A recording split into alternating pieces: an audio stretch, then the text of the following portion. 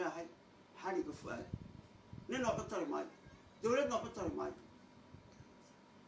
xariga deeqa nin oo soo kordhin maayo haddii la sii daayo oo wanaag la raadiyo oo ma garanaysaa xumaanta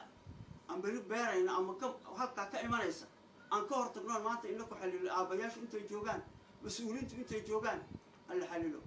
iyo aniga ila qurux badan anu waxaan leeyahay xariga fu'aad nin oo xutari maayo dowladna xutari maayo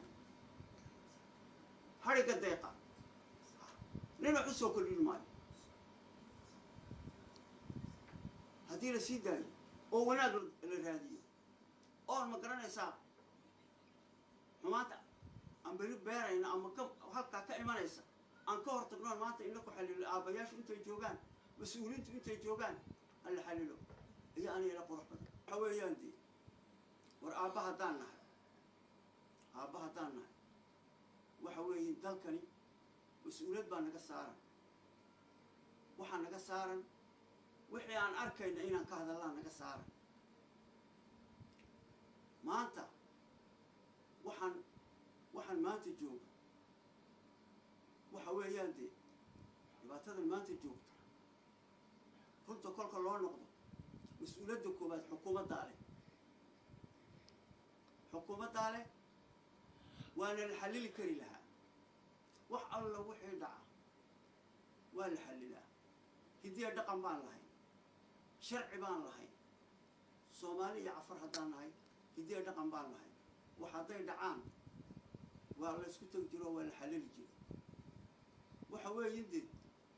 aabbayaasheen waxbay nooga tegeen aabbuhu wuxuu odhan jiray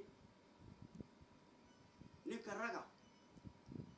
dabadaada ha ka dayna garabkaa ka tay waa maamaayi aan ka soo gaadhnay aabbayaasha ta kale wuxuu odhan jiray ninka ragi walaal wuxuu kaga fiican yahay ma jirto xumaan laguma magaranaysaa laguma maslixi karo waxa weeye dee anu sidaan u arkayo fikradaydii shalay waxaa dhacay wax weyn maahayn waan xallili kari lahayn haddii runtu ay jirto oo dad ma garanaysaa ta kalena jabuuti inta dadka ku nooli nina kama iman aasiya nina kama iman america nina kama iman meel kale waxa weeyaan dad wada dhashay oo walaalo ah oo iswada garanayo oo gacal iyo abti iyo isku wadala weeyaan haysiyo inta kaleba aabba haddaan nahay ubadkeenna xumaan inaan uga tegin xumaan inaan beerin ee waxa weeye qofku madaxa ummadda ka dhigatay madaxa ummadda hadday tira haddeed kuma baahina inuu qofku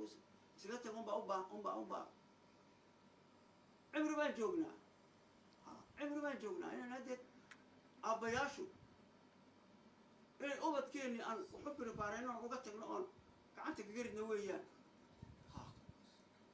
inteenni waan soo qaadanay inteenni waan soo maamulnay war waxa weeyaan dee anu waxaan leeyahay sidaa in wax loo daawado oo loo aamuso oo xumaan kale lasii beero oo dad la xidhxidho oo dad waxba soo kordhin mayso abadan waxba soo kordhin mayso waxaan xumaan ahayn